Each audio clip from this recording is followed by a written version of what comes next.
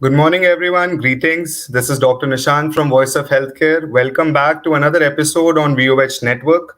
This time, we are deep diving into the world of diagnostics. We are going to be talking about what is diagnostics, how has the diagnostic market in India changed over the last couple of years, how has COVID affected things.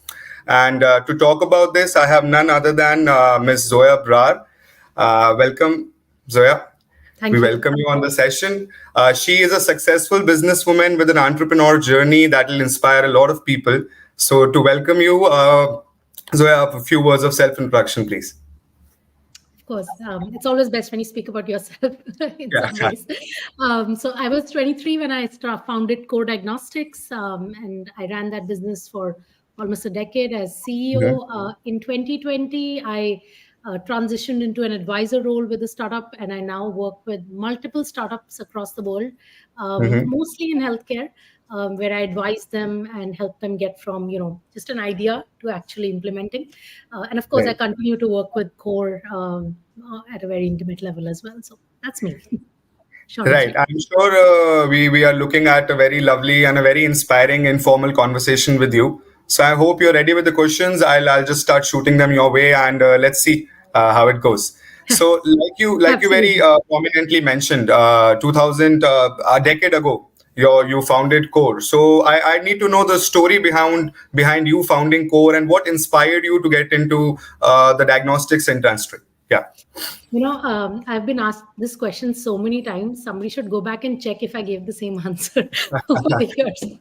No, but jokes apart, I think what inspired me to start up, first I'll answer that, and then I'll talk about why Core Yes. specifically. So what inspired me to start up was that I was a sociology graduate. I don't. Too many people don't know this, but I didn't study anything related to healthcare in college, Right. and so I was very driven to look at the workplace from the sociological lens. Hmm. So when I looked at healthcare, I saw a workplace which was quite broken. What I mean by that is that it was hierarchical. Most people did not have the right to express their opinions, and innovation was almost non-existent, especially when it came to diagnostics in healthcare. Okay. So I was somebody who looked at it and said, let's disrupt it sociologically. Let's Hmm. look at workplace culture and see, can we do better, right? So that was, Right. I would say, the biggest motivation for me as a human. And that's what I kept. If you go and ask my team at Core, what was Zoya obsessed with? It was that. Okay. And I continue to be obsessed with that.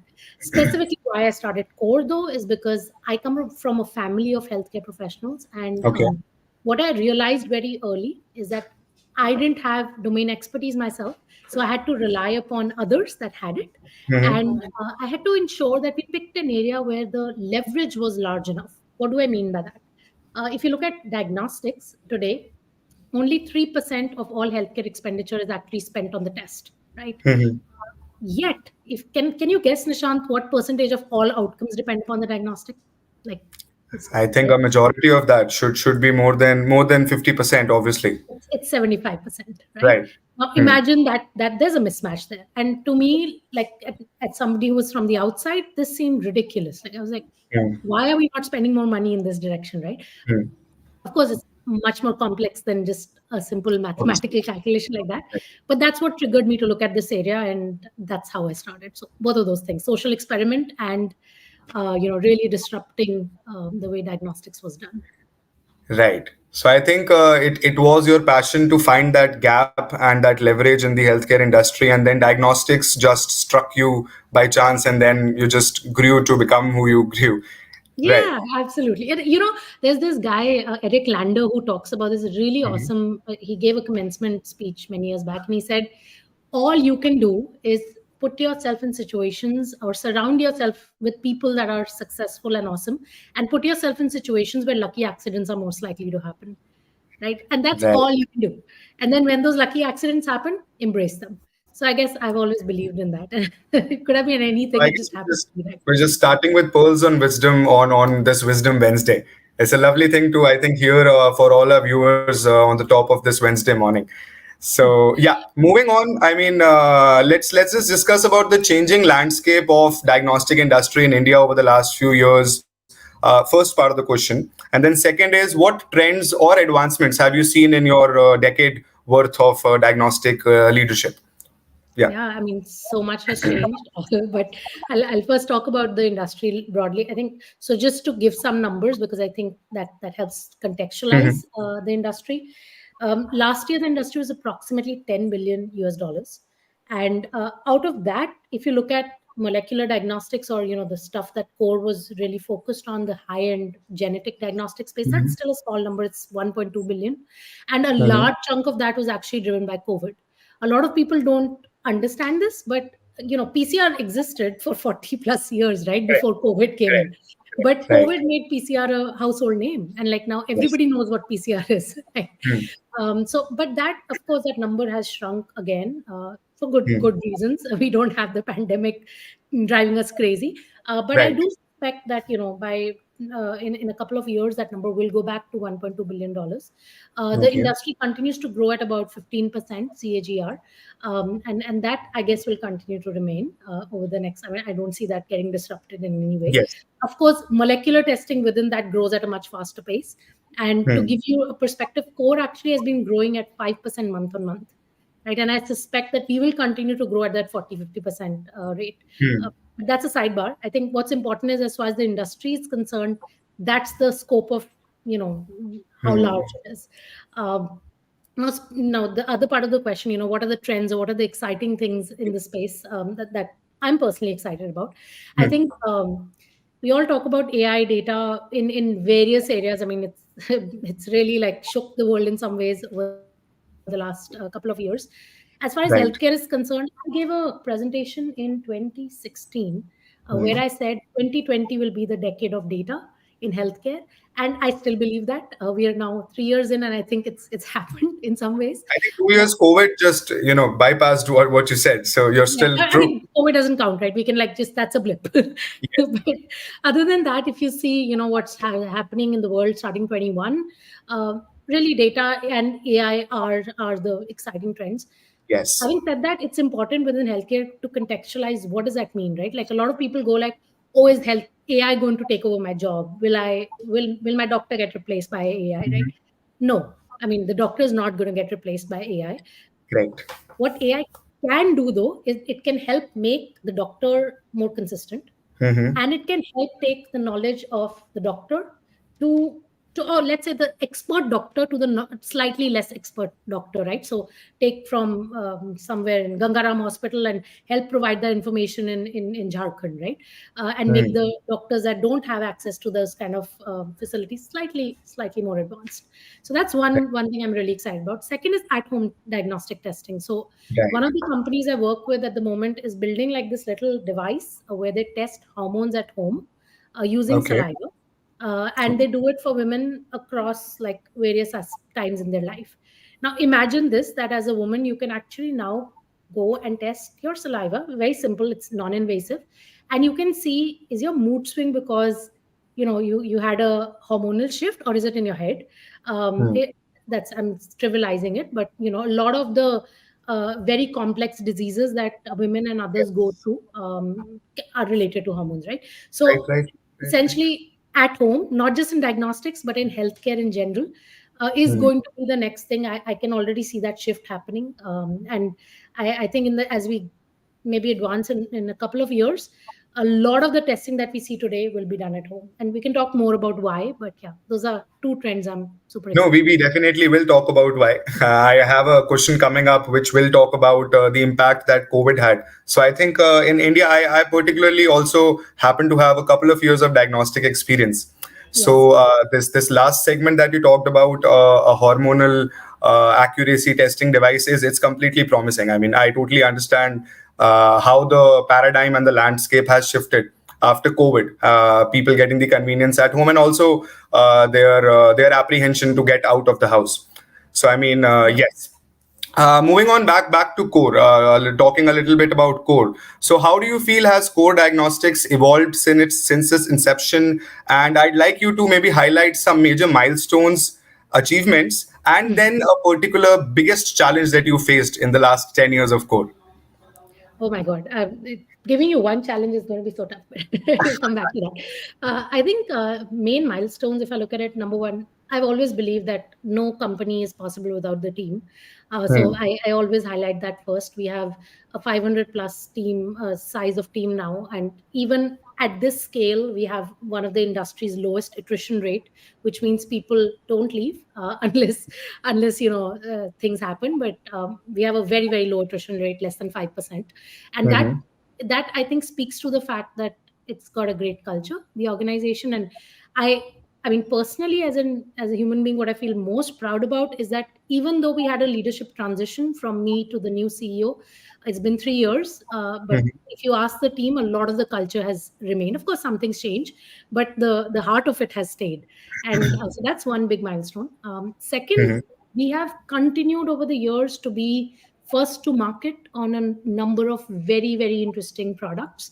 So Hmm. things that were, for example, there are tests that help you select treatment in breast cancer or lung cancer or others, and Hmm. those tests were simply not available in the country until we launched them, right?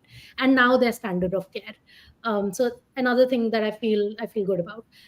Third, I think if you look at the industry, this is a bit controversial to say, but the truth is that now there's a lot of competition, right? Correct. And that competition points to the fact that we actually helped build that market.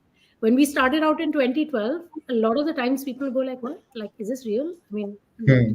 is it going to happen?" But sorry, my dogs. Can you hear them? Yeah, we can. But anyway. They want to have a piece of the talk. But anyhow, I have two, and they are really noisy sometimes. I mean, it's They'll it's a come back lovely to thing. another thing. So I think that's yeah. So the fact that we've been able to build that space in the industry and show the industry that this market opportunity is real, that this need is real, and there Yeah. is Hmm. demand. I think that's a third one that I feel good about, that we've been Hmm. able. Some examples. Challenge, I think Yes. biggest challenge has been and continues to be access. um, so I've always believed, it's true for most things in India, you create it and people will come, right? Right. It's true even for diagnostics, but the moment you go to, like, let's say in smaller parts of India, offering that same level of diagnostic testing is simply not possible, right? Hmm. Because you need complex machinery, you need access to talent, you need logistics, which is sophisticated, right?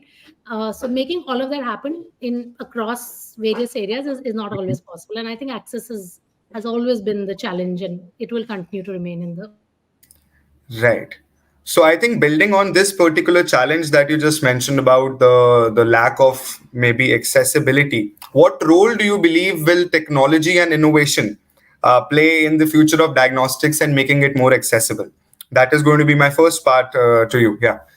Yeah, I think I'll put it like this: the laboratory of the future will look more like an Apple store, and Okay. less like a diagnostic or a chemistry outfit, right?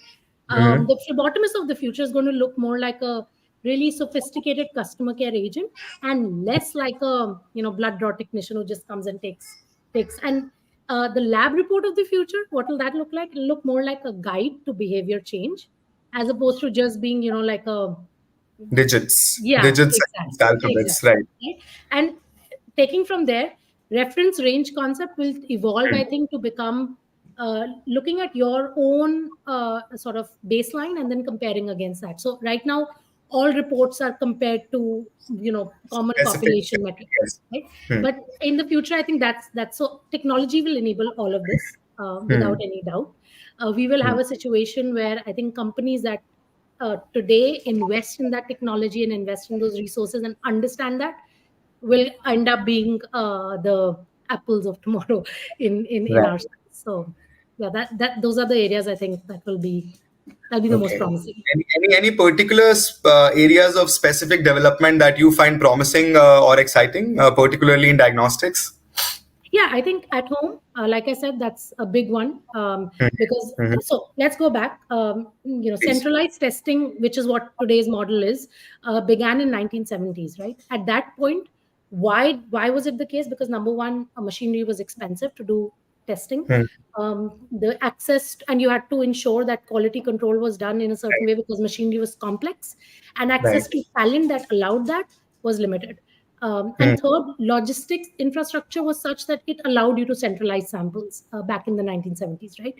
Now, a Mhm. lot of that has changed. First of all, machinery has become much simpler, Mhm. much smaller. And second, we have reached a point where there is enablement of technology. So you can actually do these things at home. And I think Mhm. psychologically, the customer is ready.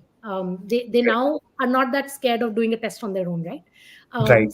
I think that's an area where I feel like there's going to be a lot of disruption, and Mhm. from a technology standpoint and from how we do things standpoint.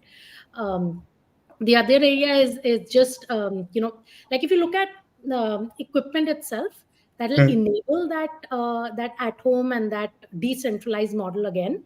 I think there'll be a lot of disruption there too. So those are two spaces. Right. So I think to summarize, technology will play a part of enabling and accessing more healthcare at home, kind of Yep. the model that you're talking about. Yep. And it's quite promising. I mean, the diagnostic area that I was particularly working in used to be a provider of phlebotomy services at home. So I Yes. have been in that area where listening to customers talk about getting a sample picked up from their home versus trying to convince them to go to a shop and maybe to a collection center and drop their samples. I remember how the paradigm has changed. So I think Totally. just building on that, COVID-19 pandemic has had a very significant impact on the healthcare industry. And how do you feel was the impact, and how has it affected the diagnostic sector? So that will be first part of my question, please. Do you want to tell me the second part as well, or I can answer this Obviously, first? I mean, so what lessons have you learned from COVID and navigating through this challenging journey? So I'd like from a long-standing industry leader in diagnostics who've seen the past, who've seen the COVID, and has seen the present as well. So reflection on that. Yes. Wow, that's such an interesting episode of my startup journey that I think about it a Hmm. lot. So I'll first talk broadly. I think number one, like I mentioned earlier, COVID has really disrupted the way the customer perceives molecular testing, and Hmm. that's a huge change, right? Like uh, as I was saying, PCR has now become a household name. So that's a big change as far Right. as diagnostics is concerned. Hmm. Second, I think customers have become more, what's the right word? More sensitive to why we need this, right? Or what does it really solve? Correct. And they become more open to understanding that pieces of it can be done by themselves, by non-specialists, by like there are alternatives. There's rapid testing, like those things. I remember Right. even in 2020 when we first launched rapid testing, people were really skeptical, right? Like, is Right. this going to work? Like, Hmm. rapid testing has been done in other disease segments for years. Why is this not going Yes. to work, right? So Right. just an example. So I think that's another thing that's disrupted. Hmm. Most importantly, I think as far as the industry from the inside is concerned, for the first time, I personally saw the industry really come together, right? Hmm. Before 2020, we were all in our little like bubbles, doing our own things, trying to like competing with each other, mostly on price. Corporate capitalism. Exactly, right. But I remember in 2020 there was I don't know if you know this or not, but there was a Supreme Court order that said all labs have to do testing for free. And we actually created a coalition and went and fought that because it's not logical for private labs to do that. And we Hmm. won that case. And that's the first time the industry really came together for a common cause. And the common Hmm. cause wasn't just more money, but really was like if we don't provide COVID testing, who will, right? So there has to Correct. be a viable solution. Right. And so to me, that was very inspiring watching that level of cooperation and collaboration. Hmm. And the second thing that I think in learning what I got really inspired by was when there's a crisis, what's most important is transparency, right? And that was the biggest crisis we've all ever seen, most of us in our whole life, right? And the way I think some people handled it by being straight, by saying what they know, what they don't know, versus others that handled it by trying to hide behind Hmm. either false reporting or not being straight if when they had their first positive case in their corporations, etc., etc. That speaks a lot to what what kind of organizations they were, right? And I think to me it reiterated that being transparent and saying it as it is, not just internally but externally, really ensures that you get through that crisis stronger. So that was another learning for me. Those are two Right. big ones. Right. So obviously, I think COVID has had a very rightfully said. I mean, it has. I think the word that you were looking for, in my perception, it's the people got educated. People got educated about what healthcare is and how important. And actually, we also understood how disrupted the healthcare was. And very rightfully said, people came together and we saw a lot of, I mean, cooperation, collaboration from different areas. So I think that really showed us that if we can pass COVID, we can do a lot of better things that humans are capable of. Totally, totally. Yes.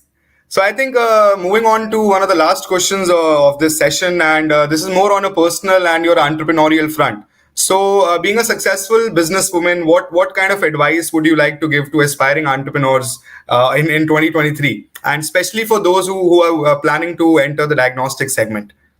Yeah, I actually have no advice for anyone specifically entering the diagnostic segment, because all my Okay. advice is, uh, like I said, I started the company for a different purpose. I was doing a social experiment, and I think that Hmm. continues to be who I am. So I'll answer your first part. Sorry, no, Yes. no advice on the second. But three things: one, authenticity, transparency, right? Being who you really are no matter the situation.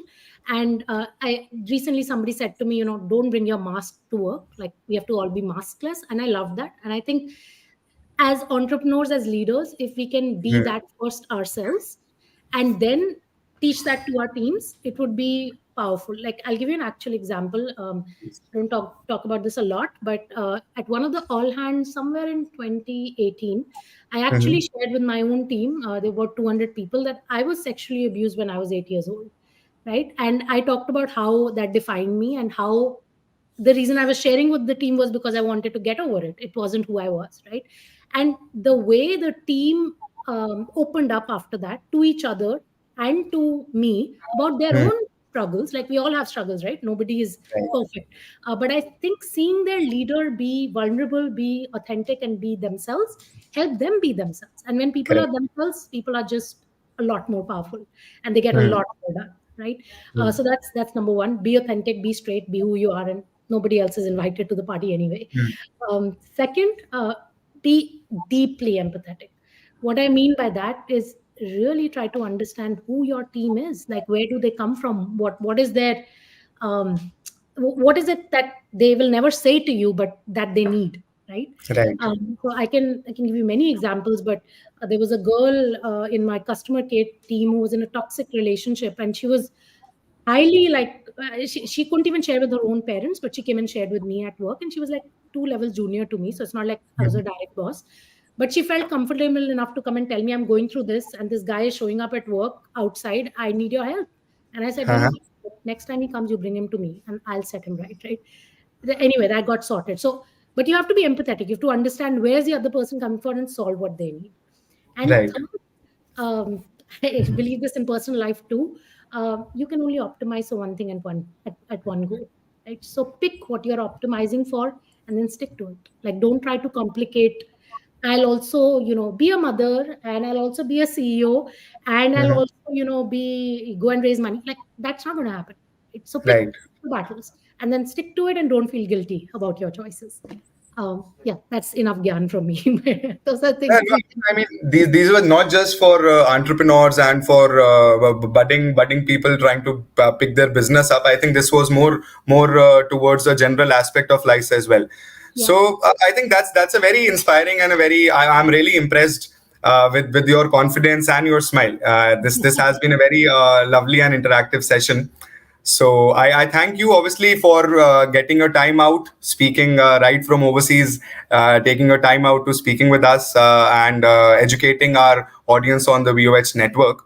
So I thank all our viewers for participating. I thank you, Zoya, for spending your valuable time with us. And I look forward to more sessions and more areas where I can collaborate with Core, with Zoya, yourself, and I look forward to all of those. Absolutely. And thank you, Nishant, for such great questions. And I'm sorry my dogs wanted to have a say, but it's part of the part of Just two more audiences for us. awesome. Right. Thank you. So I'll let you be, Have a and good day. thank you. You too. Thank you. Okay. Bye bye.